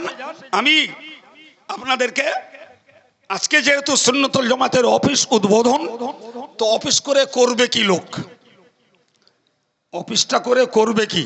ফলে মাতিন সাহেব কি আলোচনা করে গেছেন আমি জানি না বাবা, জি যদি মাতিন সাহেবের সঙ্গে আমার আলোচনা রিপিটিং হয়, অর্থাৎ মাতিন সাহেবের কথা যদি আমি পুনরায় বলে থাকি, তাহলে সেটা আপনাদের স্মৃতির জন্য উপকার হলো। কিন্তু আমার মনে হচ্ছে আমি যে কথাগুলো বলছি সম্ভবত মাতিন সাহেব এ কথাগুলো বলে যাননি। কি হ্যাঁ ভাই, তাহলে সংগঠনের অফিস উদ্বোধনে অফিস কি করবে ভাই? আমার এই আলোচনাগুলো শোনার পরে আপনাদের কি মনে হয়েছে? অল ইন্ডিয়া সুন্নতুল জামাতের কিছু বাস্তবে মুখী কাজ আছে না নাই? কাজ আছে। তাহলে স্বরূপনগর মার্কেটের উপরে একটা অফিসের জায়গা হলে তারাও এই সামগ্রিক কাজের একটা পার্সেন্টেজ স্বরূপনগর বাজার অফিস থেকেও তারা করতে পারবে ইনশাল্লাহ। বলেন, জোরে বলেন ইনশাল্লাহ। জি আমি 5-7 মিনিট সংগঠনের যে ছেলেগুলো আমি অফিসে ঢুকেছিলাম, ওই মুহূর্তে যারা ঢুকতে পেরেছিল আমি তাদেরকে মিনিট 7 এর উপরে কিছু কথা বলে এসেছি এবং আশা করছি ফিউচারে সেই কথা অনুযায়ী অফিসের কার্যক্রম ধারাবাহিকতা থাকবে। আর একবার বলুন ইনশাল্লাহ। ভাই আমি গোড়ায় আয়াত পড়েছিলাম, ভুলে যাইনি, সংক্ষিপ্ত আকারে আয়াতের উপরে আপনাদেরকে 2-4টি কথা শোনাবো ইনশাল্লাহ। এতক্ষণ শুনিয়েছি সংগঠনের কর্ম প্রক্রিয়ার উপরে, যেটাতে আমাদের মনোযোগ, মনোবৃত্তি, আকর্ষণ, আগ্রহ বাড়া দরকার। জি এরপরে আপনাকে বলছি ভাই, সবসময় একটা কথা মনে রাখবেন, একটা কথা মনে রাখবেন, বকার তুলনায় কাজ করার দাম বেশি। বকার তুলনায় কাজের দাম বেশি। জি, বিভিন্ন এলাকার ছেলেরা মাতিন সাহেবের কাছে করেই তো আমার কাছে অভিযোগ করে, হুজুর এই কাজ করতে গিয়ে ওরা এই বলছিল, তারা এই বলছিল, ওরাই বাধা দিচ্ছে। আমি শোন, এই ফালতু ফালতু বিতর্কে জড়াস না, ফাও ব্যাটারি পড়াস না। জি, ওই টাইমটা কাজ করে যা, দেখিস করি জবাব দেওয়ার তুলনায় কাজের মানুষ বেশি পাবি। অল্প কিছুদিন ঘুরতে না ঘুরতে আলহামদুলিল্লাহ তারা কাজের রেজাল্ট পায়। আমি আপনাদেরকে অনুরোধ করে বলবো, সবাইকে বলছি, আর আমিও ওই নীতির উপরেই চলার চেষ্টা করি। তবে কখনো কখনো কখনো কখনো এই মানুষ উত্তপ্ত করে ব্রেকিং করায়, তা না হলে আমি ওই নীতিতেই চলি। সেটা কি ভাই, কাজে কথার জবাব কাজে দেবো, কথার জবাব কথায় নয়। কি বলেছি বলেন? কথার জবাব কাজে দেবো, কথার জবাব কথায় নয়। কিসে দেবো? কাজে দেবো। সব থেকে মারাত্মক কথা হলো, আমি মুখ থেকে যে কথাটা খসাচ্ছি এর তো জবাব আমায় দেওয়া লাগবে। আমি আব্দুল কাইয়ুম 1 ঘন্টা ধরে যে কথাগুলো আপনাদেরকে আজকের এই মজলিসে শোনালাম, ভাই এটা যদি কোনো অংশে মিথ্যা হয় আল্লাহর কাছে আমার জবাব দিতে হবে না? হ্যাঁ না বলেন? একদম একদম জবাব দিতে হবে, ছাড় নাই। জি, পীর সাহেব না পীরজাদা, মৌলানা না মুফতি, হাফেজ সাহেব না হাজি সাহেব না ইমাম সাহেব, যেই তুমি হও না কেন, নিশ্চিত মনে রাখতে হবে তোমার মুখ থেকে যে কথাটা খসছে তার কৈফিয়ত তোমাকে আল্লাহর কাছে দেওয়া লাগবে। চাই আমি বলি, আদার্স কেউ বলুক, যেই বলুক। জি, এর মানেই তো কোরআনের প্রতি বিশ্বাস। কোরআন বলেছে, কোরআন বলেছে মা ইয়ালফিযু মিন কাওলিন ইল্লা লাদাইহি রাকীবুন আতীদ। এই আয়াতটাই আমি গোড়ায় পড়েছিলাম যে তোমার মুখ থেকে যে কথাটা নিক্ষিপ্ত হয়, যে কথাটা তোমার মুখ থেকে বার হয়, নিশ্চিত মনে রাখো যে ওই কথাটার একজন রক্ষক পাহারাদার হাজির আছে। একজন রক্ষক পাহারাদার হাজির আছে। এখন তুমি কি বলবে? তুমি ভাবো বাপ, তুমি ভাবো কি বলবে তুমি ভাই। তুমি তোমার জবান দ্বারা জবানটাকে কলুষিত করে কাউকে কাফের বলবে, মুনাফিক বলবে, কাউকে জাহান্নামী বলবে, কাউকে মেরে খাচ্ছে বলবে, কাউকে তুমি চোর বলবে ভাই, কাউকে তুমি অন্য কোন কদর্য ভাষায় গালি দেবে। মনে রেখে দিও, দেহের যতগুলি অঙ্গ রয়েছে এর মধ্যে সবথেকে ভয়ঙ্কর অঙ্গ হলো জিহ্বা। ভয়ঙ্কর অঙ্গ জিহ্বা, ভয়ঙ্কর অঙ্গ। প্রতিদিন সকাল হলে দেহের সমস্ত অঙ্গগুলো মিলে জিভকে বলে, সবাই মিলে জিভকে বলে লাউ ইস্তাকামতা ইস্তাকামনা। জিভকে বলে ভাই তুই যদি ঠিকঠাক চলিস তাহলে আমরাও ঠিকঠাক থাকতে পারবো। কারে বলে? জিভেরে বলে। জি, ওয়ালাউ ইওয়াজাস্তা ইওয়াজাজনা। আর তুই যদি ভাই বেঁকে চুরে যাস তাহলে তোর জন্য আমরাও বেঁকে চুরে যাব। কেডা বলে? হাত বলে, পা বলে, চোখ বলে, মুখ বলে, সবাই মিলে বলে। কারে? জিভেরে। সবাই মিলে বলে জিভেরে ভাই। তাহলে এ থেকে কি বুঝতে পারা যায়? গোটা অঙ্গগুলিকে বিপদে ফেলে দেয় এক জিহ্বা। কি বলছেন? আরে আমি এই শাহজাহান সাংগঠনিকভাবে চিস্তিয়া মাদ্রাসার পরিচালনার সদস্য হিসাবে একটা ঘনিষ্ঠ সম্পর্ক। শাহজাহানের আমি একটা চড়া কথা বললাম। কি বললাম? একটা চড়া কথা, যাই পেরেছি একটা বলিস। জি, যাই পেরেছি বলেছি, একটা চড়া কথা বললাম ভাই। তো শাহজাহান পটাং করে আমার গালে একটা চড় মারলে। কি মারলে? আচ্ছা বললে জিভ, মার খেলো গালে, ব্যথা লাগলো কলজে, পানি বেরোলো চোখ দে। দোষ করলে কেনা? এক জিভ দোষ করলে, আর ইরির দোষে দেহের প্রত্যেকটা অঙ্গে তার প্রভাব পৌঁছে গেল। ঠিক কিনা বলেন? জি, এই জন্যই সমস্ত অঙ্গগুলো জিহ্বার কাছে দাবি করে যে ভাই তুই সোজা থাক, তুই সোজা থাকলি আমরা সব সোজা থাকতে পারবো। সব থেকে বড় কথা হলো জীবের বড় দোষ হলো মিথ্যা কথা বলা। জীবের বড় দোষ হলো যে অন্যায়ভাবে সমালোচনা করা। তুমি সমালোচনা গঠনমূলক করো, তুমি সমালোচনা হেদায়েতমূলক করো, কিন্তু সমালোচনা যদি মিথ্যা হয় ভাই পার পাওয়া যাবে আল্লাহর কাছে? জোরে বলেন যাবে? ভাই হাদিস শরীফ এসছে আলাইকুম বিসিদক, তোমাদের জন্য আবশ্যক হলো সত্য কথা বলো। কি বলো? সত্য কথা বলো, আবশ্যক। হাদিসের শব্দের অর্থ হলো তোমার জন্য জরুরি সত্য কথা বলা। মনে রাখো ওয়াইন্না সিদকা ইনজি ওয়াইন্না সিদকা ইয়াহদি ইলাল বির, সত্য কথা মানুষকে নেক কাজের দিকে নিয়ে যায়। সুবহানাল্লাহ। ওয়ান্নাল বিররা ইয়াহদি ইলাল জান্নাহ, আর নেক কাজ মানুষকে জান্নাতের দিকে নিয়ে যায়। সুবহানাল্লাহ। কথা বোঝা গেল? মা ইয়াজালুর রাজুলু ইয়াসদুক, যে লোকটা সর্বদা সত্য কথা বলে, হাত্তা ইয়াকতুবা ইনদাল্লাহি সিদ্দিকান, সত্য কথা বলতে বলতে বলতে বলতে আল্লাহর কাছে ওই লোকটা সিদ্দিক নামে অভিহিত হয়ে যায়। সুবহানাল্লাহ। এরপরে নবী বলেছেন ও ইয়াকুমাল কিযব, মিথ্যা থেকে বাঁচো, মিথ্যা বলো না। কথা বোঝা গেল? কেন? ফাইনাল কিযবা ইয়াহদি ইলাল ফুজুর, মিথ্যা মানুষকে বদ কাজের দিকে নিয়ে যায়।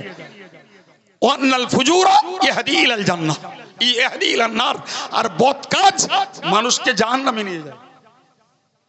তো রাসূল বলছেন যে মা যালা রাজুলু ইয়াকযিবু, একটা লোক বারবার বারবার মিথ্যা কথা বলে, মিথ্যা কথা বলতে বলতে হাত্তা ইয়াকতুবা ইনদাল্লাহি কাযাব, সে আল্লাহর কাছে মিথ্যাবাদী বলে গণ্য হয়ে।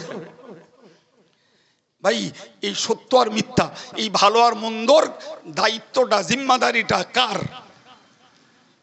জীবের না? এই জোরে বলেন। তাহলে জীবের একটা গুরুতর দায়িত্ব, যে সত্যতার ভিত্তিতে যাওয়া যাবে জান্নাতে আর যে মিথ্যার ভিত্তিতে যাওয়া যাবে জাহান্নামে। তাহলে একজন পরকাল ভীতু, একজন সচেতন, সে পীর না পীরজাদা, মৌলানা না মুফতি, সে ইমাম সাহেব না হাফেজ সাহেব, সে সাধারণ জনগণ।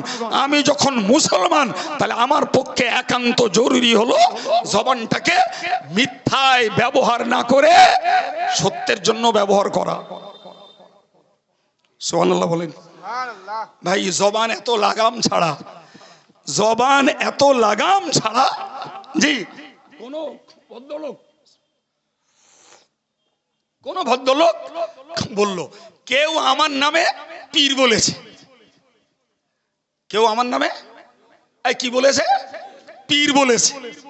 জি ভাই, তো কেউ যদি আমার নামে পীর বলে, আচ্ছা তাহলে পীর যিনি বলেছেন কৈফিয়তটা তার কাছে নিতে হবে নাকি? আমি কি ঢেঁটরা পিটিছি যাবে আমি পীর হয়েছি, তোমরা আমার কাছে এসে মুরিদ হও?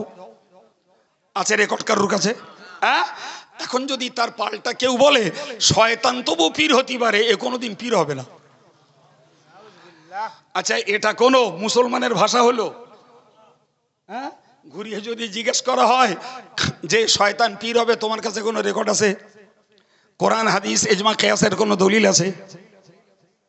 জি ভাই, মাতিন সাহেব আবেগে বলি আর হকিকতে বলি, জামিয়ার ইসালে সাহেবে মাতিন সাহেব আমার নামে জিন্দাবাদ দিল আমির শরীয়ত বলে। জি, একজন জ্ঞানী পণ্ডিত, অত্যন্ত মহাবুদ্ধিজীবী ব্যক্তিত্ব, তিনি বললেন এ আমিরুস শরীয়ত না, আমিরুস শয়তান। এ ভাষার কোনো আলিয়াটক আছে? কথা বলেন। জি ভাই, স্লিপ অফ টাং XYZ, যে কেউ ভুল বলতে পারে, কিন্তু যে কথাগুলো বারবার বার হয় ওগুলো কি ভুল? ওগুলো তো ভুল না, ওগুলো ইচ্ছাকৃত, ওগুলো ইচ্ছাকৃত। সুতরাং আমি সবার কাছে অনুরোধ করে বলবো যে জবানটা লাগাম লাগালে ভালো হবে। কার ভালো হবে? জোরে বলেন ভাই। হযরত আবু যার গেফারি রাদিয়াল্লাহু আনহু, নবী পাকের সাহাবী, তিনি শুনছেন একজন ব্যক্তি তার নামে গাল দিচ্ছে। একজন ব্যক্তি কি বলেছি বলেন? তার নামে গালি দিচ্ছে। তো হযরত আবু যার গেফারি রাদিয়াল্লাহু আনহু লোকটার কাছে গেলেন, লোকটার কাছে গিয়ে বললেন, ভাই তুমি আমার নামে গাল দিচ্ছ? তা শোনো, তোমার একটা কথা বলি, আমার আর আল্লাহর জান্নাতের মাঝখানে একটা বর্ডার আছে। ওই বর্ডারটাকে যদি আমি ভালোভাবে পেরিয়ে যেতে পারি, তাহলে তোমার গালির কোনো পরোয়া আমার নাই। সুবহানাল্লাহ বলেন, একটু মন খুলে বলেন, সবাই মিলে বলেন। সুবহানাল্লাহ। আর যদি ওই বর্ডারটাতে আমি আটকে যাই, তাহলে তুমি গালি দিয়ে আমার কত খারাপ বলবে ভাই, আমি তার থেকে অনেক বেশি খারাপ। উনি বললেন, আমার আর আল্লাহর জান্নাতের মাঝখানে রয়েছে মরণ বর্ডার। এই বর্ডারটাকে যদি ঈমান নিয়ে পেরোতে পারি, তাহলে আমি আল্লাহর দয়ার জান্নাতের যোগ্য হয়ে যাব। সুবহানাল্লাহ। কিন্তু ওই বর্ডারে যদি আমার ঈমানটা হারিয়ে যায়, তাহলে আমার জন্য ঠিকানা হবে জাহান্নাম। তুমি গালি দিয়ে আমায় কত খারাপ বলবে, তার থেকেও আমি অনেক বেশি খারাপ, অনেক বেশি দুর্ভাগ্যবান। ঠিক না ভুল? তুমি গাল দিয়ে কি লাভ করছো বাবা? মিথ্যা সমালোচনা কি লাভ করছো? আরে তুমি কাজ করো, জনগণ তোমার পক্ষেও যাক, কোনো টেনশন নেই, কোনো হিংসা নেই। কিন্তু তুমি যদি কাজ না করো আর অন্যেরা কাজ করলে তোমার যদি হিংসা লাগে, মিথ্যাচার করে মানুষকে তুমি পাশ থেকে সরিয়ে দিতে চাও, মিথ্যাচার করে যদি জনগণের স্রোত বন্ধ করতে চাও, মিথ্যাচার করে যদি তুমি জনগণের দান বন্ধ করতে চাও, মনে রেখে দিও যে কোরআন বলেছে, ইউরিদুনা লিউতফিউ নূরাল্লাহি বিআফওয়াহিহিম। যে ইসলামের দুশমনেরা ইসলামের শুরু লগ্ন থেকে চেয়েছিল আল্লাহ পাকের হেদায়েতের জ্যোতিটাকে ফু দিয়ে নিভিয়ে দেবে। ফু দিয়ে ল্যাম্প লেবানো যায়, ফু দিয়ে ইলেকট্রিক লাইট আর টিউব লাইট লেবানো যায়। ফু দিয়ে যারা ইলেকট্রিক লাইট টিউব লাইট লেবাতে চায়, তাহলে এদেরকে নিঃসন্দেহে ব্রেনের ট্রিটমেন্ট করা ছাড়া কোনো উপায় নাই। বলেন হ্যাঁ জি ভাই, কোরআনের বক্তব্য আল্লাহ বলেছেন, আল্লাহ স্পষ্ট বলেছেন, আল্লাহু মুতিম্মু নূরি, আল্লাহ চান তার হেদায়েতের জ্যোতিটাকে কমপ্লিট করে ছাড়বেন। আর একটু জোরে বলেন, মা আমিনার সেই কুঁড়ে ঘরের প্রজ্বলিত ইসলাম আজকে সারা পৃথিবীর সমস্ত দেশগুলোতে পৌঁছে গেছে। অথচ একে গলা টিপে মারার জন্য আবহমান কাল ধরে বিরোধী সম্প্রদায়েরা চেষ্টা কম করেছে। জোরে বলেন। আমি কখনো বলে ফেলেছি, Islam as a tube, Islam as a spring. আচ্ছা বলেন দিন, হাত দিয়ে স্প্রিংকে চেপে ধরে রাখা যায়? জোরে বলেন। ক্ষমতা আছে? আপনি সর্বশক্তি নিয়োগ করে স্প্রিংকে চেপে দেবেন, যেই ছাড়বেন ও মাথা চাড়াই দিয়ে আপন জায়গায় ঠেলে উঠবে। ভাই সুইমিং পুলে সাঁতার কাটে টিউব চেপে, লরির টিউব, বাসের টিউব, এইসব চেপে জি বড় বড় শহরগুলোতে তাদের বাচ্চারা সাঁতার শেখে। সাঁতার স্বাস্থ্যের জন্য বিরাট উপকারী জিনিস। সুতরাং তারা জলাশয় পায় না, পুকুর পায় না, তারা গ্রাম্য পল্লীতে বাস করে না, ওই ছাদের মাথায় সুইমিং পুল করে রেখেছে, সেখানে টিউবে সাঁতার কাটে। আচ্ছা 10-12টা ছেলে মিলে যদি একটা টিউব চেপে ধরে, চুপিয়ে ধরে, ডুবাতে পারবে? এইটা মনে হচ্ছে এরা পারবে, বোধহয় পারবেন। আপনারা পারেন? তা চলেন দিন পুকুরি দেই, টিউব দেন, কত ক্ষমতা আছে। আরে এক সাইড ডুবলে আর এক সাইড ঠেলে উঠবে না, চারিদিকে সবাই মিলে সমান হারে ধরে ওরে চোবা বাপ। তোর শক্তি ততক্ষণ চুবিয়ে রাখবি, তুই নিজেই ক্লান্ত হয়ে চিৎপাত হবি, টিউব ঠেলে উঠবে। কথা বলে। সুতরাং অল ইন্ডিয়া সুন্নাতুল জামাত সত্যের পক্ষে, হকের পক্ষে, জাতির সেবায়, জনগণের সেবায়, শিক্ষার আন্দোলনে, অন্যায়ের প্রতিবাদে কাজ করছে। এটাকে যারা অবান্তর ভেবে, এটাকে যারা অন্যায়ভাবে দূষিত করে চোবাতে চাইবে, ডুবাতে চাইবে, তোর শক্তি হারিয়ে যাবে, এ টিউব যথারীতি ঠেলে উঠবে। নারায়ে তাকবীর, নারায়ে তাকবীর।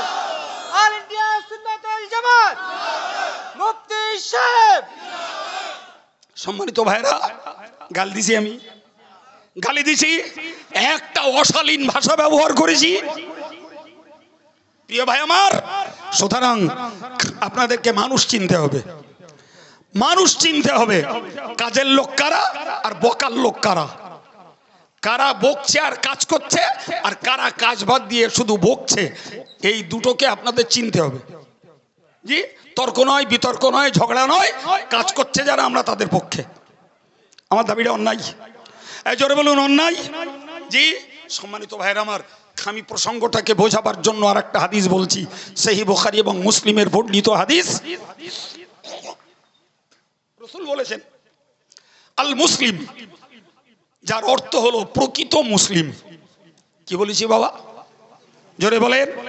প্রকৃত মুসলিম মান সালিমাল মুসলিমুনা মিন লিসানিহি ওয়া ইয়াদিহি, যার হাতের দ্বারা আর যার জবান দ্বারা আর একজন মুসলমান কষ্ট পায় না, বরং নিরাপদে থাকে। বাংলাটা মুখস্থ করুন, আরবি মুখস্থ ও ওই যন্ত্র করুক।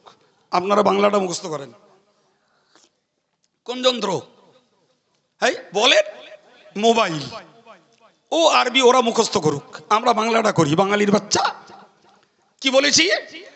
প্রকৃত মুসলমান ওই লোকটা যার জবান দ্বারা আর হাতের দ্বারা অন্য কোনো মুসলমান কষ্ট পায় না, বরং নিরাপদে থাকে।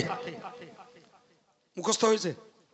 তাহলে আমার জবান দ্বারা যদি আর একজন মুসলমান কষ্ট পায়, তাহলে আমি আল্লাহর কাছে পূর্ণাঙ্গ প্রকৃত মুসলমান নই। আমার হাতের দ্বারা যদি আর একজন মুসলমান কষ্ট পায়, তাহলে আমি প্রকৃত পূর্ণাঙ্গ পারফেক্ট কমপ্লিট মুসলমান আমি নই। এখন যদি আমাকে পারফেক্ট মুসলমান হতে হয়, তাহলে আমার জবানের অশালীনতা সামলাতে হবে এবং আমার হাতের অপকর্ম, হাতের আমার বদ স্বভাবটাকে সামলাতে হবে। তাহলে আমি অন্যান্য ইবাদত আমলের বিনিময়ে আল্লাহর কাছে একজন প্রকৃত মুসলমান হলে গণ্য হতে পারবো। জি, হাদিসের বাস্তবমুখী ব্যাখ্যা এখনো ছাড়াইনি, আপনাদের সবার মাথায় যাইওনি। এবার একটু নেন ভাই, খুব রাসূল এই দুটো কথা কেন বললেন? দুটো কথা কেন বললেন ভাই? একটা হলো জবান দিয়ে, গাল দিয়ে আঘাত করে কাউকে মনে কষ্ট দেওয়া যায়, হ্যাঁ না বলেন, যায় না? যায় না? তাহলে আমার জবানটাকে যদি আমি হেফাজত করি, তাহলে আমার মুখের কদর্য ভাষায়, ঘৃণ্য ভাষায়, অশালীন ভাষায়, মিথ্যা প্রচারে, আমার সমালোচনায়, আমার গীবত গেল্লায় আর একজন কষ্ট পেল না। কথা বুঝতে পারছেন? কিন্তু এবার একটু বলি ভাই, আমি এখানে বসেছি, স্টেজ নিয়েছি, কোরআন হাদিসের পক্ষে কথা বলবো, তাই জি এখন আমি স্টেজে বসলাম, বসে শিরকের বিরুদ্ধে বললাম, ভালো করে খেয়াল করুন, সুদের বিরুদ্ধে বললাম, মদের বিরুদ্ধে বললাম, জুয়ার বিরুদ্ধে বললাম, অনলাইনে লটারির বিরুদ্ধে বললাম, যারা ভগলামি করে টাকা কামাই করে তাদের বিরুদ্ধে বললাম ভাই, যারা চিট ফান্ডের ব্যবসা করে তাদের বিরুদ্ধে বললাম। আর আপনি এই হাদিসের কথা শুনে মনে মনে করলেন, এই কাইম সাহেব বলল যাদের কথায় কোনো মুসলমান কষ্ট পাবে সে ভালো মুসলমান নয়। ওই তো কাইম সাহেব এই যা বলছে, তো ওই লোকগুলোর অন্তরে লাগতেছে। ভাই সুদখোরের বিরুদ্ধে বলি, সুদখোরের মনে লাগবে না? যে শিরক করে, দরগায় যেয়ে মাথা ঠোকে, ওর বিরুদ্ধে বললি লাগবে না? কথা বলেন। যে অনলাইনে লটারি কাটছে, ওর বিরুদ্ধে বললে তার কলিজায় লাগবে না? যে মেয়েরা বেপরদায় ঘুরছে, এদের বিরুদ্ধে বললে এদের কলিজায় লাগবে না? বলেন বলেন। এখন এবার বলেন, এই কথাগুলো এদের বিরুদ্ধে বলেছেন কে? জোরে বলেন। ওয়াজ আব্দুল কাইয়ুম করে না, ওয়াজ অন্য কোন বক্তা যারা কোরআন হাদিসের কথা বলে তারা করে না, ওয়াজ করে রেখেছেন আল্লাহ। সুদের বিরুদ্ধে বলে, সুদখোরের বিরুদ্ধে বলে রেখেছেন আল্লাহ, গানের বিরুদ্ধে বলে রেখেছেন আল্লাহ, জুয়ার বিরুদ্ধে বলে রেখেছেন আল্লাহ, জি বেপরদার বিরুদ্ধে বলে রেখেছেন আল্লাহ, অবৈধ কামাইয়ের বিরুদ্ধে বলে রেখেছেন আল্লাহ। পাশাপাশি সেই কথাগুলোকে আরো ডিসকাস করেছেন রাসূলুল্লাহ। তাহলে ওই আল্লাহ এবং রসুলের কথাগুলোর উদ্ধৃতি দিয়ে মানুষকে বলাই হলো হেদায়েত তথা সঠিক রাস্তা দেখানো। এতে যদি তুমি কষ্ট পাও ভাই, তাহলে ও কষ্টের ধার ধারে না ইসলাম, ও কষ্টের ইসলাম ধার ধারে না, বরং নবী বলেছেন কুলিল হাক্কা ওয়ালাউ কানা মুররান, তুমি সত্য কথা বলো যদিও তা তিতো লাগে। যদিও তা, তাহলে তিতো লাগলেও কি কথা বলতে হবে?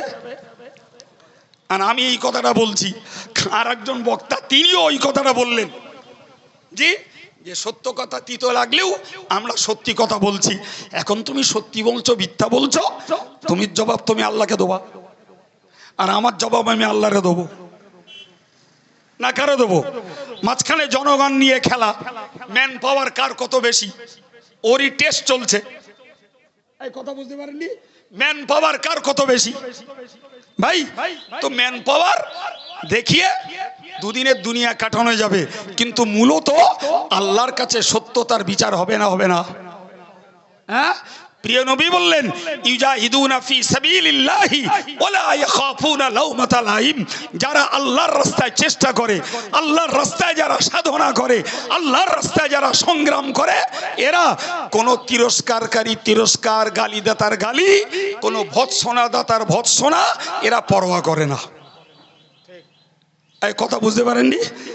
জি ভাই, অল ইন্ডিয়া সুন্নাতুল জামাতের কর্মকর্তারা, এদের দায়িত্বশীল কর্তব্য পরায়ণ নেতৃস্থানীয় লোকেরা অন্যের কাছে যা গাল খায়, অন্যের কাছে যা সমালোচনা খায়, পাল্টা বলো ফিরিয়ে দেয়নি।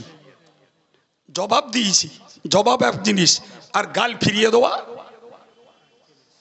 জি, জবাব এক জিনিস আর গাল ফিরিয়ে দেওয়া, জোরে বলেন জি।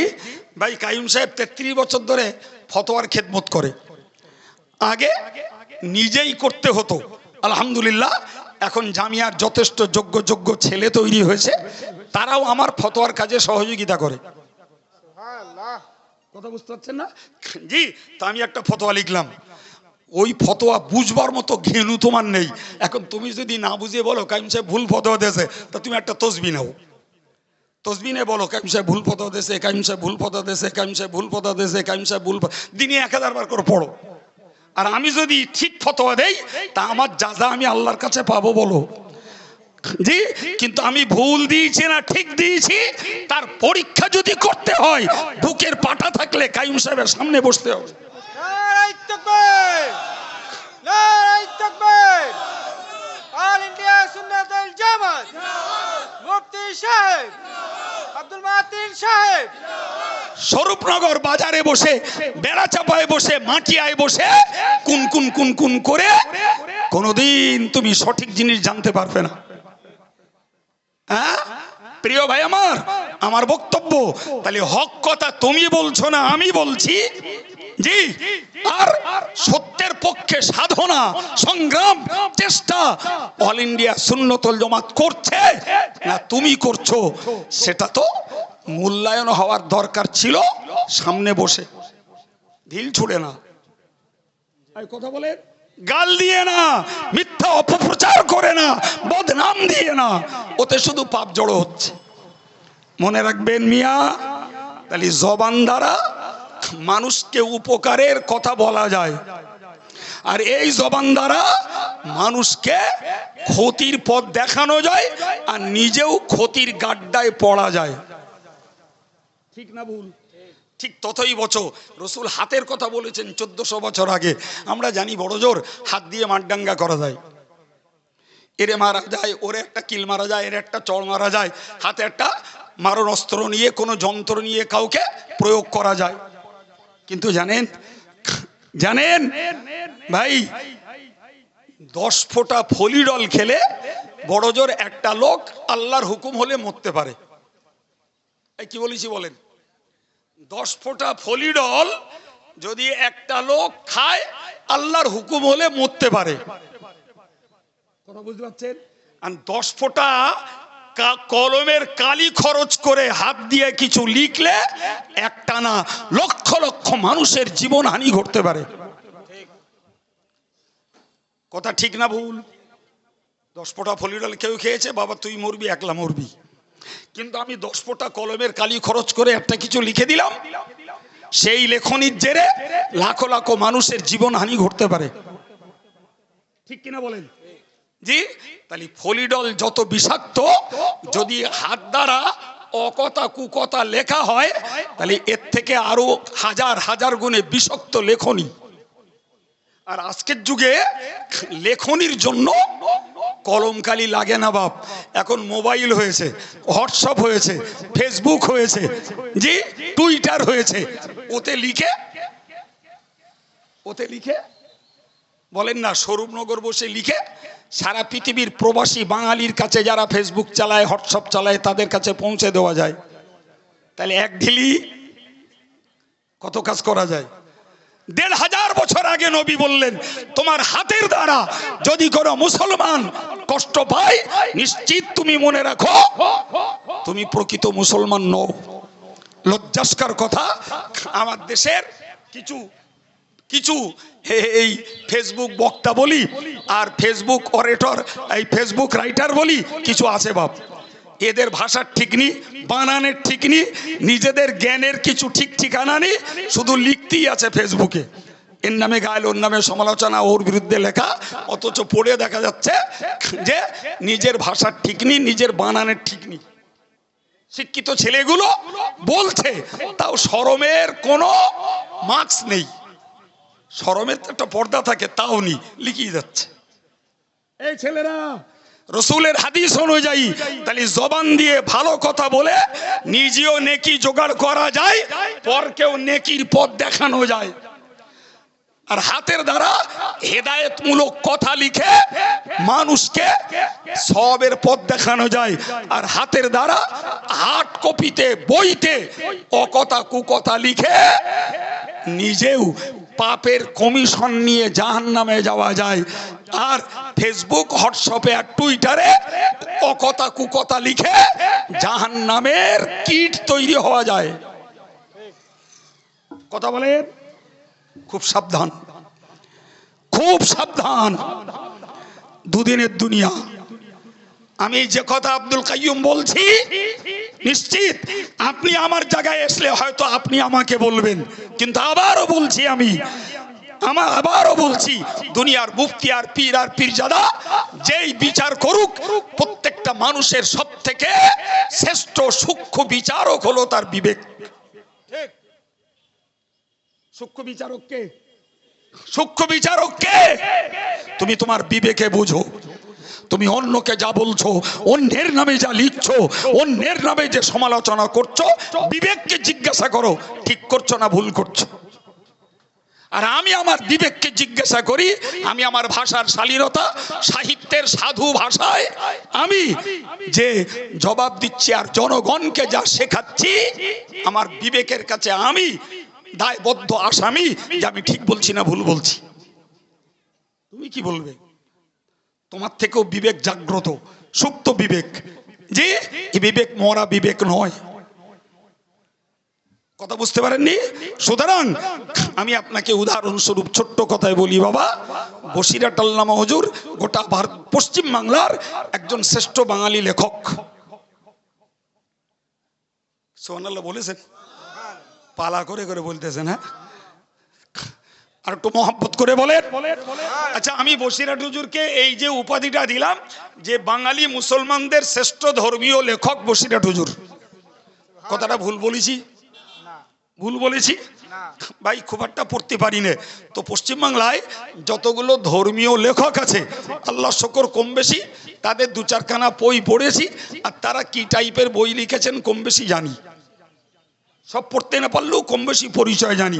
তাতে আমার পরিষ্কার, আমার কাছে স্পষ্ট যে বাঙালি মুসলমানদের জন্য ইমান ইসলামের পক্ষে বসিরহাট হুজুর যত লেখনী লিখেছেন পশ্চিমবাংলার মাটিতে, ইসলামের পক্ষে, ইমানের পক্ষে, আমলের পক্ষে, হক আকীদার পক্ষে, এত লেখনী অন্য কেউ পশ্চিম বাংলার মাটিতে কেউ লিখেনি। সুবহানাল্লাহ। ভাই সেই মানুষটার একটা লেখা নামাজ শিক্ষা, যে বইটা একজন আলেম পড়ে, মাদ্রাসার ছাত্রছাত্রীরা পড়ে, মক্তবের ছাত্রছাত্রীরা পড়ে, মসজিদের ইমাম পড়ে, সাধারণ ভাইরা পড়ে, সমাজের মেয়েরা পড়ে। সেই বইটা পড়ে তারা কলেমা শেখে, দোয়া শেখে, সূরা শেখে। সেই বইটা পড়ে উজু গোসলের নিয়ম, তায়াম্মুমের নিয়ম শেখে। সেই বইটা পড়ে নামাজের শর্ত শেখে, রুকন শেখে। সেই বইটা পড়ে উজুর ফরজ সুন্নত শেখে। সেই বইটা পড়ে নামাজের ফরজ সুন্নত অজেব শেখে।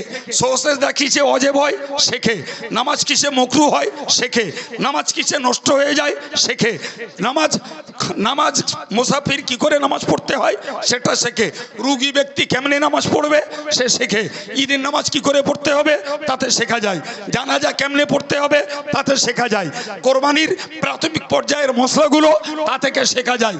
এই বইগুলোর দ্বারাই বা এই বইটার দ্বারাই বাঙালি মুসলমানদের বিরাট অংশের উপকার হয়েছে, হচ্ছে। একটু বলবেন উপকার হয়েছে, এখনো হচ্ছে, আগামী দিনেও ওই বইটা ব্যবহার করলে বাঙালি মুসলমানের উপকার হবে। ঠিক বলছি না ভুল বলছি? হুজুর আল্লামা কবরে, হুজুর আল্লামা কবরে ভাই, তাহলে তিনি কবরে আছেন, তার লেখনির বদৌলতে কেতনা মানুষ তাদের নামাজের মশলা মশাইল একটা শুধু নামাজ শিক্ষা বই পড়ে শুদ্ধ করছে। এর সওয়াবের কমিশন তিনি পাবেন না পাবেন না?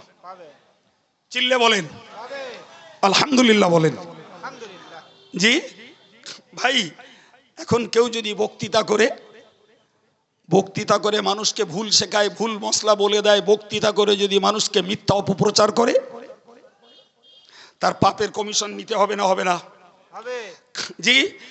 আর ভুল কথা যদি লেখে, তাসলিমা নাসরিন একজন অসভ্য অভদ্র লেখিকা, ঠিক বলেছি না ভুল বলেছি ভাই? সে যখন তার বইতে লিখলো যে কোরআনে আল্লাহ মিথ্যা কথা বলেছে, আমরা যারা নিরীহ সামাজিক ইমানদার মুসলমান এক কথায় যারা জেনেছিলাম তারা ঘৃণা করেছিলাম, তার বিরুদ্ধে অল ইন্ডিয়া সুন্নাতুল জামাত বিপুল আন্দোলন করেছিল। জি ভাই, কিন্তু ভারতবর্ষের আনন্দবাজার সর্বাধিক প্রচারিত পত্রিকা এডিটর সম্পাদক তাসলিমাকে ডেকে পুরস্কার দিল। কেন কথা বলছেন না কেন? এর রহস্য কি? 10 টাকার একটা কিটকাট দেখ, কিচ্ছু না, 10 টাকা দিয়ে একটা কিটকাট কিনে দিয়েছে এই লেখাটা লেখনির জন্য। কেন বলেন দিন? তাসলিমা নামটা ইসলামী নাম, জন্ম তার বাংলাদেশের মতো মুসলিম অধ্যুষিত দেশে, তার কলম দিয়ে যখন বার হচ্ছে যে আল্লাহ কোরআনে মিথ্যা কথা বলেছে, ওটা বিজাতীয় শক্তিদের কাছে একটা বড় অস্ত্র, ঠিক কিনা? ফলে তাকে ডেকে পুরস্কার দিল। জি ভাই, তাসলিমার আজরাইল আলাইহিস সালাম উঁকি দিচ্ছে, কি বলেছি বলেন দিন? উঁকি দিচ্ছে, কবে নেবে সেটা আল্লাহ জানে, তবু উঁকি মারা হয়ে গেছে। এই বুঝতে পারেননি? যাবে যাবে ভাব ভাই। এখন বলুন, তার বইটা বজায় থাকলো, তার বইটা প্রিন্ট আউট থাকলো, আর দেশের লোকে পড়লো, কোন মুসলিম পড়ুক, তার ভিতরে মনে সন্দেহ তৈরি হোক, আর কোন নন মুসলিম লেখক লেখিকা শিক্ষিত বুদ্ধিজীবী পড়ুক, আর ইসলামের প্রতি, কোরআনের প্রতি, আমার নবীর প্রতি ঘৃণ্য মনোভাব নাউজুবিল্লাহ তৈরি হোক, এর পাপের দায় ওই অসভ্য লেখিকাকে নিতে হবে না হবে না? জি। তাহলে বসে হুজুর নামাজ শিক্ষা লিখে কবর শুয়ে সব পাচ্ছে। জি। আর একজন বসিরহাট হুজুরের বিরুদ্ধে লিখলো, রুহুল আমিন সাহেব আলেম ছিল না, ইংরেজি শিক্ষিত লোক ছিল, জি, কেরানির চাকরি করত, কেতাবের ব্যবসা করে খেত, পুঁটিমারি 300 বিঘে জমি বন্ধক রেখে খেয়েছিল, জি, মরার সময় বেঈমান হয়ে মরে যাচ্ছিল। এই লেখা বইটাও বাঙালি সমাজের কাছে আছে। এই কথা বুঝতে পারছেন কি? হ্যাঁ, আমি প্রতিবাদ করলাম, ইনি প্রতিবাদ করলেন ভাই, আর একদল প্রতিবাদ না করে গলায় গলায় মিশলেন, অথবা এক সময়ে প্রতিবাদ করে আর এক সময়ে কোন সুবিধার্থে তার সঙ্গে হাতে হাত মিলালেন। কি বলবেন? আমি নীতিচ্যুত না যারা এক পিরিয়ডে প্রতিবাদ করে আর এক পিরিয়ডে গলে গলে মিলে গেছে নীতিচ্যুত কে? জোরে বলেন। তারাই নিচ্ছে। হ্যাঁ, হুজুর আল্লামা কবরে তার বিরুদ্ধে এই কথাগুলো লেখা হলো। জি, কিয়ামতের দিনে তার সামনে জবাব দিতে হবে না? হবে না? আমি ওয়াজ করছিলাম জবান আর হাত। কিসের ওয়াজ করছিলাম? জোরে বলুন। জবান আর হাত। তাহলে জবান দিয়ে ভালো কথা বলে কবরে শুয়ে সওয়াব পাওয়া যায়, জবান দিয়ে মিথ্যা অপপ্রচার করে কবরে শুয়ে পাপের কমিশন পাওয়া যাবে। হাতের দ্বারা ভালো কথা লিখে কবরে শুয়ে সওয়াব পাওয়া যাবে, আর হাতের দ্বারা মিথ্যা অকথা কুকথা হার্ড কপি বইতে লিখি আর সফট কপি ফোনে ফেসবুকে হোয়াটসঅ্যাপে টুইটারে লিখি, যে মায়ের লাল হও, জবাব তোমার আল্লাহর কাছে দেওয়া লাগবে। জবাব তোমাকে আল্লাহর কাছে দেওয়া লাগবে। আমি আমি প্রতিবাদ করতে বসি নাই, বাস্তব অবস্থাটা উল্লেখ করে মুসলমানকে, ইমানদারকে মরার ভয়ে যারা আছে শুধু সতর্ক বার্তা, সাবধান বাণী শোনাচ্ছি। আল্লাহ না করুন, আল্লাহ না করুন আমার দ্বারায়, আমার কোনো লেখনীতে আর আমার কোনো বক্তৃতায় slip of tongue, slip of pen আমার দ্বারায় যদি কোনো ভুল বেরোয়, জি আমিও নিশ্চিত তার জন্য আল্লাহর কাছে দায়বদ্ধ হয়ে যাব। আল্লাহর কাছে আমিও দায়বদ্ধ হব না? হব না? জোরে বলেন, হব না? হব না? সুতরাং আমি শুধু আপনাকে ওয়াজ করতে বসিনি, আমিও আপনার মতো আমলের ময়দানের আসামি। আমিও মরার ভয়ে, পরকালের ভয়ে আল্লাহর হুকুমগুলো পালন করার সাধ্য অনুযায়ী চেষ্টা করি। তাই আমার অবুঝ, অপড়ুয়া, অশিক্ষিত, হিংসাত্মক, জি স্বার্থলোভী, স্বার্থান্বেষী যারাই হোক তাদের সঙ্গে নিয়ে এই কথাগুলো আলোচনা করলাম, ইন ফিউচারে যাতে করে আমরা আমার জবান সামলাই, আমরা আমাদের হাত সামলাই, কলম সামলাই এবং ফেসবুক, হোয়াটসঅ্যাপ সব কপি ব্যবহারের ক্ষেত্রে একটু সমঝোতা করি, তাহলে হয়তো আমরা আল্লাহর কাছে রেহাই পাবো। তা না হলে ভাই নামাজ, রোজা, হজ, যাকাত, বড় জামা, বড় টুপি, মোটা মোটা বুলির পরেও আল্লাহর কাছে হয়তো ধরা খেয়ে যাব। এই কথা বুঝতে পারেননি? আমি দুটো বিষয় আপনাদের কাছে টোটালে বলেছি। একটা বলেছি সংগঠনের অফিস উদ্বোধন হয়েছে, তার কার্যকারিতার উপরে সংগঠনের বর্তমান পর্যন্ত রানিং যে কাজগুলো চলছে তার উপরে আপনাদেরকে অবহিত করিয়েছি, যাতে আপনারা এর সঙ্গে সহমত পোষণ করেন। আর তারপরে বলেছি বাকপটু হওয়ার তুলনায় কাজের পটু হওয়া দরকার। এই কথা মনে আছে না? বলিনি? আমি বলেছি। সেক্ষেত্রে আমি বলেছি জবান সামলাতে হবে, কলম সামলাতে হবে এবং সব কপিতে লেখা সামলাতে হবে, তবে অন্তত জাহান্নামে যাওয়া যাবে। জি, বিগত দিনে যা করেছি, যা করা হয়েছে, যার বিরুদ্ধে করেছি তার কাছে ক্ষমা নেওয়া লাগবে। বাপ কার কাছে? কথা বলেন, কথা বলেন। যার বিরুদ্ধে কলম চালিয়েছি, যার বিরুদ্ধে মিথ্যা প্রচার করেছি, যার বিরুদ্ধে মিথ্যা ফতোয়াবাজি করেছি, যার বিরুদ্ধে সামনে হুজুর হুজুর করে পিছনে যে মুনাফিকের চরিত্রের পাঠ করেছি, তার কাছে ক্ষমা চাওয়া লাগবে। তার কাছে ক্ষমা চাওয়া লাগবে। না হলে তুমি ইমাম সাহেব হও, হাফেজ সাহেব হও, হুজুর সাহেব হও, জি সবাইকে আল্লাহ দুনিয়াতে ছাড় দিচ্ছে বাবা। কিন্তু আমরা এই কথাটা খুব জানি, আল্লাহ ছাড় দেয়, টোটালে ছেড়ে দেয় না। বলো আল্লাহ কি করে? তুই একবার অন্যায় করেছিস ছাড় দিলাম, দুবার অন্যায় করেছিস ছাড় দিলাম, তিনবার অন্যায় করেছিস ছাড় দিলাম। এই আল্লাহ ছাড় দেয় শুধু তওবা করানোর জন্য, তওবা করার সুযোগ দিতে। কিন্তু লেটেস্ট আল্লাহ যখন দেখেন যে এরে ছাড় দিলুম, সুযোগ দিলুম, আমার সুযোগ গ্রহণ করলো না, লেটেস্ট আল্লাহ অ্যারেস্ট করে, পাকড়াও করে। আল্লাহ তখন আর ছেড়ে দেয় না। জি, তো আল্লাহর দেওয়া ছাড়টাকে কাজে লাগানো বুদ্ধিমান ধার্মিকের কাজ। আর আল্লাহ ছাড় দিচ্ছে বলে ধরবে না ভাবলে এটা বোকা এবং অধার্মিকতার পরিচয়। এই কথা বোঝাতে পেরেছি? আল্লাহ বুঝ দেন, বলুন আমিন। ভাই আমার সময় অটোমেটিক্যালি 15 মিনিট পেরিয়ে গেছে। জি, তারপরেও আপনাদের এই চাতকের মতন উপস্থিতি আমার আবেগকে বাড়িয়ে দিয়েছে, তবু আল্লাহ শুকরিয়া আদায় করছি। জি, প্রায় 2.25 ঘন্টার কাছাকাছি, 1 ঘন্টা 40 মিনিট কথা বলছি।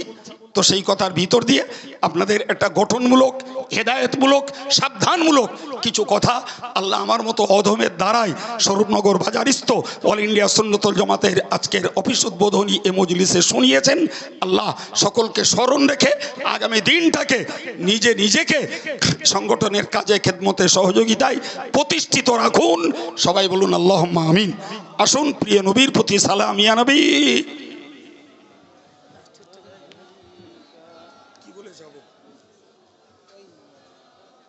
পরবর্তী যেসব কাজগুলো হবে সেই সব কাজগুলো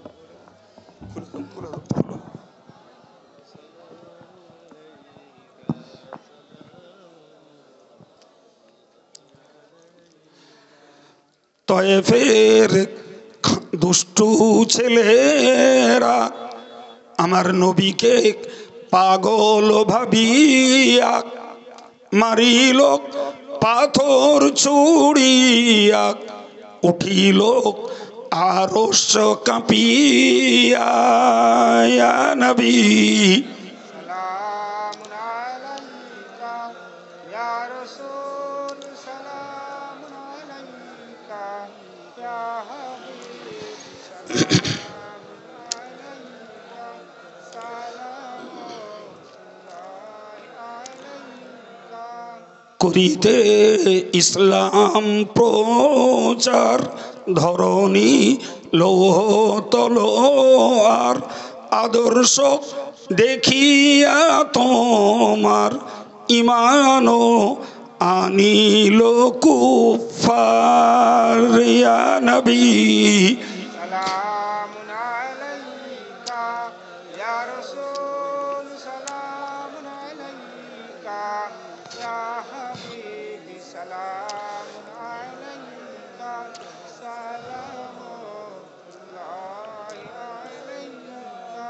আরবের সর্বসেরা বীর লইয়া উলঙ্গ শামশির, কাটিতে যাইয়া তব শির হইলেন ইসলামের আমির। ইয়া নবী সালামুন আলাইকা ইয়া রাসূল, সালামুন আলাইকা ইয়া হাবিবি, সালামুন আলাইকা, সালামুল্লাহি